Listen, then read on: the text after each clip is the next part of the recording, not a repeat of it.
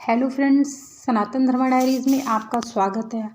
आज मैं आपको एक स्त्री की कहानी सुनाने जा रही हूँ जो माता सती अनसुईया के नाम से जानी जाती है।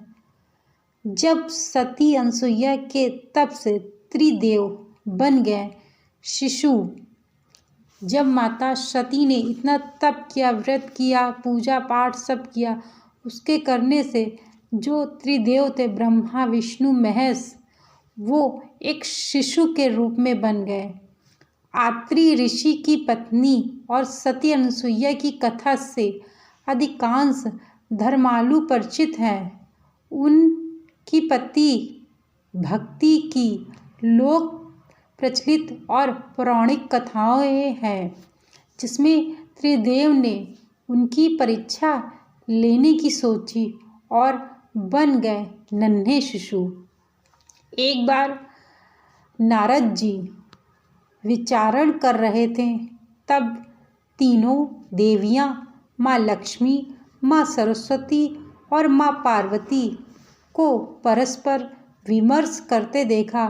तीनों देवियां अपने तित्व और पवित्रता की चर्चा कर रही थीं। नारद जी उनके पास पहुँचे और उन्हें अत्रि महामुनि की पत्नी अनसुईया के असाधारण पतिव्रत के बारे में बताया। नारद जी बोले, उनके समान पवित्र और पतिव्रता नारी तीनों लोकों में नहीं है। अब देवियां थी, थोड़ा उनका मन विचलित हुआ। तीनों देवियां को मन में अनसुईया के प्रति ईर्ष्या होने लगी। वैसे भी यदि कोई स्त्री की कोई तारीफ कर दे और अपने घर में जो स्त्री है उसकी तारीफ ना करे तो थोड़ा सा मन विचलित हो जाता है, थोड़ी जलन की भावना दिखने लगती है। वही वह तीनों देवियों को मन में अनसुईया के प्रति ईर्ष्या होने लगी। तीनों देवियों ने सती अनसुईया के पतिव्रता को खंडित करने के लिए अपने पतियों को कहा। तीनों ने उन्हें बहुत समझाया, पर वे राजी नहीं हुई। इस विशेष आग्रह पर ब्रह्मा, विष्णु जी, महेश जी सती अनसुईया के सतीत्व और ब्रह्म शक्ति परखने की सोची।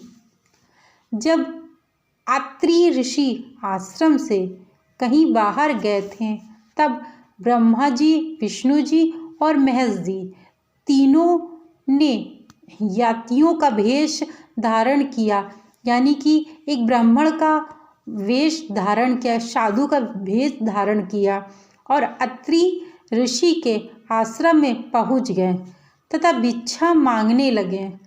अतिथि सत्कार की परंपरा के चलते सती अनसुईया ने त्रिमूर्तियों का उचित रूप से स्वागत कर उन्हें खाने के लिए निमंत्रित किया।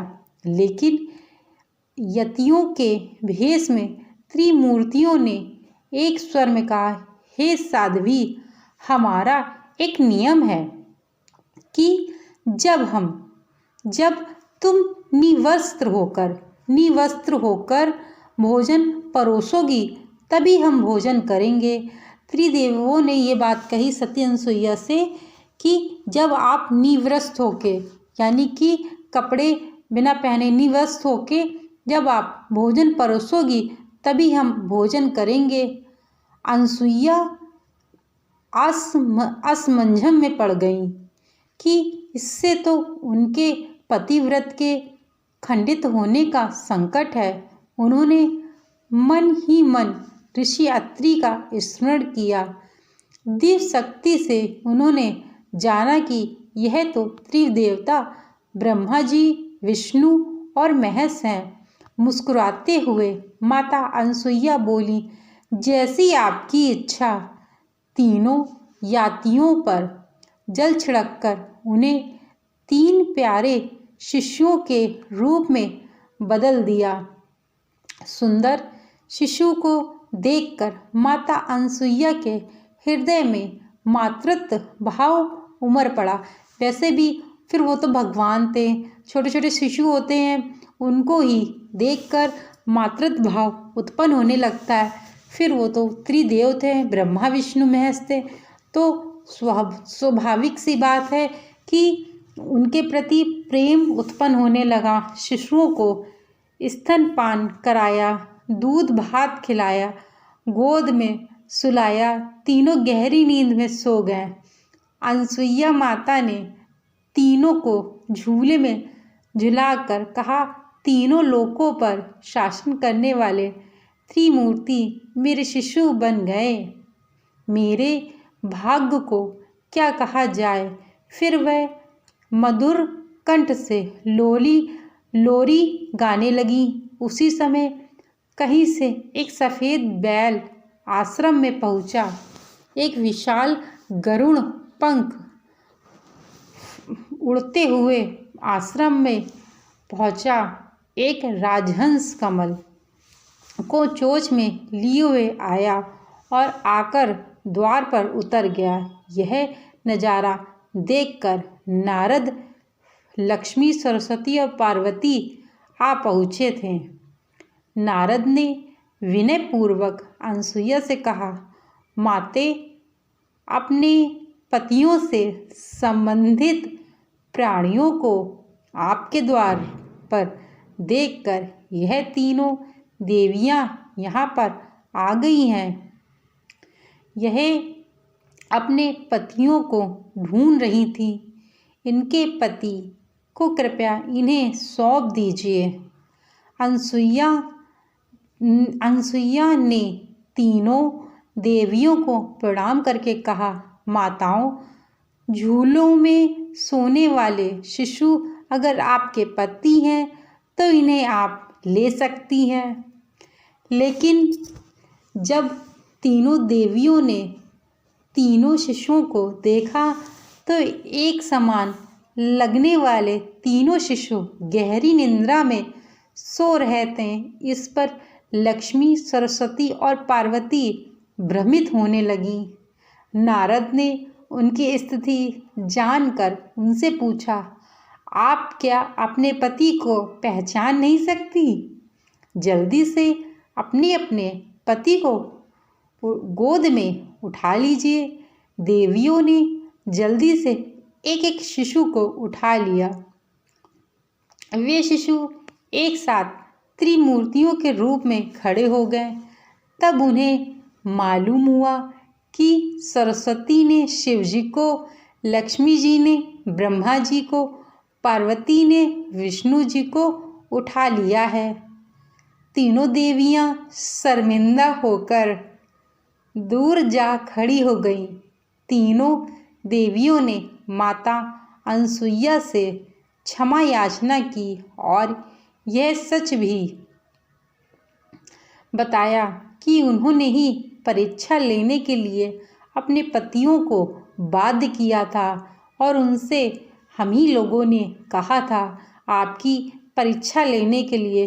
फिर प्रार्थना की और उनके पति को पुनः अपने फिर माताओं ने खूब प्रार्थना की सती अनसुईया से कि उनके पति को पुनः अपने स्वरूप में ले आए।